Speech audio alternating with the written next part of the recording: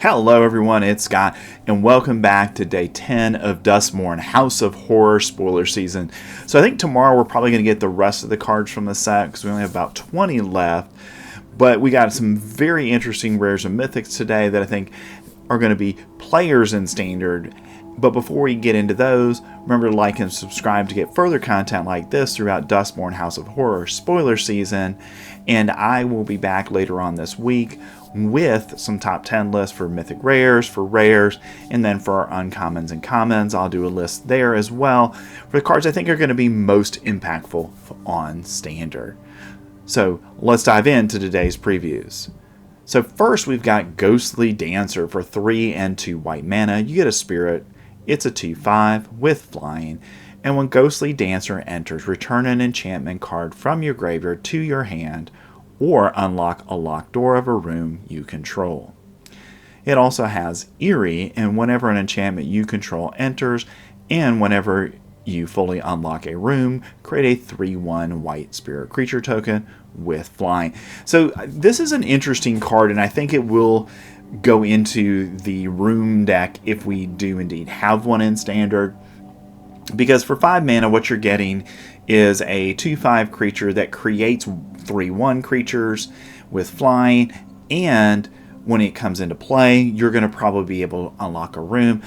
And we have a number of rooms that have, they're low cost on one side, but they're high cost on the other. Ghostly Dancer can unlock that high cost side for you, and then you get the benefit of both abilities. So I think that's the deck where this one fits in the best. And just playing enchantments with this and getting those 3/1s, I think is enough to make this potentially a nice fit in an enchantment deck in Standard. Next, we've got our last Overlord, and this is Overlord of the Baelmerk for 3 and 2 black mana. You get an enchantment creature. That's an Avatar Horror. It's a 5/5 with Impending 5 for 1 and a black mana. So this is the lowest cost of all of our Overlord cards with the impending ability. So I think this is definitely one that's meant to be played in Standard because of that low cost of only 2 mana. And yes, it's 5 turns to get there, but we do have some ways to get counters off of things in black, so that might not be too much of a burden for the card.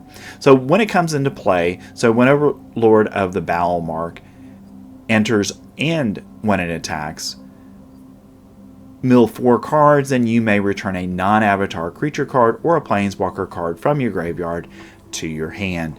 So this is a great way to mill stuff and then get back a creature, get back a planeswalker that you want, and this is going to happen every time it attacks. So in the mid game, when you still have a pretty significant library, you're going to just be able to mill things in there and then pull out whatever the best creature is, so that way you can play it and continue with your game plan. Or if you need a planeswalker like a Liliana or something like that out of your graveyard to deal with an opponent's problem that you're having with an opponent, then I think this is a great card for that. So is this a 4 of in a deck? No, but I think it's a couple copies in a deck, in our black decks, that should make a difference in Standard.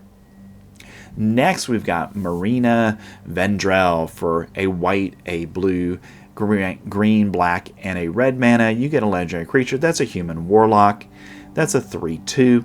And when Marina Vendrell enters, reveal the top 7 cards of your library. Put all enchantment cards from among them into your hand, and the rest on the bottom of your library in a random order. And you can tap her and lock or unlock a door of target room you control. Activate only as a sorcery. So Marina is a very powerful card. Now, the requirement of 5 different colors of mana is a high bar to reach, but because of the domain deck that is already very popular in Standard, it's not difficult to actually meet that requirement of having 5 different mana. So I think this slots into that deck well. It already has a number of enchantments, and I wouldn't be surprised if a couple of rooms from the set find their way into that deck as well. And because of that, Marina really is a potential star in that deck because you can unlock those rooms as you go, and being able to get your enchantments out of your, by digging for them within those 7 cards, getting your leyline bindings and cards of that nature. I think that makes Marina very standard playable within the domain deck. Next, we've got Unidentified Hovership for a colorless mana and 2 whites. You get a vehicle. That's an artifact. It's a 2/2 with flying. And when Unidentified Hovership enters, exile up to 1 target creature with toughness 5 or less. And when Unidentified Hovership leaves the battlefield, the exile card's owner manifests dread. So this is a very powerful card because you're getting a 2/2 with flying that you're going to be able to crew it for only 1 mana, and you get to take off the battlefield probably their best creature. A Shealdred falls into this range, or Aklizods, any number of, Bezas, they all fall into this area where they've got 5 toughness or less, so you're going to be able to go get them off the battlefield, and they can't come back, because if they do destroy Unidentified Hovership, they just get to manifest dread, and that could be good for them, or it could be they get 2 lands and they just have a 2/2. So I think this has certainly playability in control style decks. It gives you potentially a creature to attack with for a relatively low cost, but more importantly, that exile ability for 3 mana. We already have cards that do exactly the same thing, but aren't on bodies, and because of that, this is definitely going to see some standard play. Next, we've got Rip, Spawn Hunter for 2, a green and a white mana. You get a legendary creature that's a human survivor and a 4/4. He's got survival. And at the beginning of your second main phase, if Rip Spawn Hunter is tapped, reveal the top X cards of your library, where X is its power. Put any number of creature and or vehicle cards with different powers from among them into your hand. Put the rest on the bottom of your library in a random order. So this is another really good payoff for using the survival mechanic. As long as Rip's tapped, you're going to get to see 4 cards from the top of your library, and then any vehicles that you see, any creatures that you see, as long as they have different powers, you're going to be able to go ahead and put those in your hand. So you could draw 2, 3, potentially even 4 cards on a turn if you're building your deck correctly. So if we do have a survival deck, then I think Rip is a easy include in that deck. Next, we've got Waltz of Rage for 3 and 2 red mana. You get a sorcery, and target creature you control deals damage equal to its power to each other creature until end of turn. Whenever a creature you control dies, exile the top card of your library. You may play it until the end of your next turn. So interesting spell here. So basically one of your creatures is going to deal damage to every creature on the board, and hopefully that means you've got a powerful creature that's got a high power level, and that can kill all of your opponent's creatures, hopefully. But then it also kills your own creatures, but you do get the added benefit of getting that card. So, I think this is probably playable. I mean, I don't think it's a main deck card, but maybe as a sideboard card if you want to do a red deck where you're trying to have a control aspect to it, then this might fit in there. Next, we've got Dissection Tools for 5 mana. You get an artifact, that's an equipment, and when Dissection Tools enter, manifest dread, then attach Dissection Tools to that creature. Equipped creature gets +2/+2 and has Death Touch and Lifelink, and you can equip it for sacrifice a creature. So 5 mana for a 4/4 with Death Touch and Lifelink. Decent in limited, but I don't think this is really standard playable because it's just so much mana. And you're getting a 4/4. Yes, there are great abilities on it of Death Touch and Lifelink, but if your opponent immediately kills the 2/2, then you've got a 5/5 that does nothing, and you have to sacrifice another creature to equip it to something else. So I'm not high on this card for standard playability. Next, we've got a couple of rooms for the day, and the first is Surgical Suite for 1 and a white mana. You get an enchantment, that's a room, and whenever you unlock this door, return target creature card with mana value 3 or less from your graveyard to the battlefield. So we've seen a number of cards that do this for 1 or 2 mana. Not a bad rate here. On the other side, you have Hospital Room for 3 and a white mana. And whenever you attack, put a +1/+1 counter on target attacking creature. So we get that, Luminarch Aspirant ability. You attack, one of your creatures gets a +1/+1 counter. But for 4 mana, that's awful lot in Standard. So I think in Limited, yes, it's a good card. I would play it in my deck, but probably not playing this in Standard. Next, we've got Painter Studio and Deface Gallery. Painter Studio is 2 and a red mana. You get to, when you unlock this door, exile the top 2 cards of your library. You may play them until the end of your next turn. So an ability that normally costs 2, you're paying 3 for, so not great. And then on Deface Gallery, for 1 and a red mana, whenever you attack attacking creatures you control, get +1/+0 until end of turn.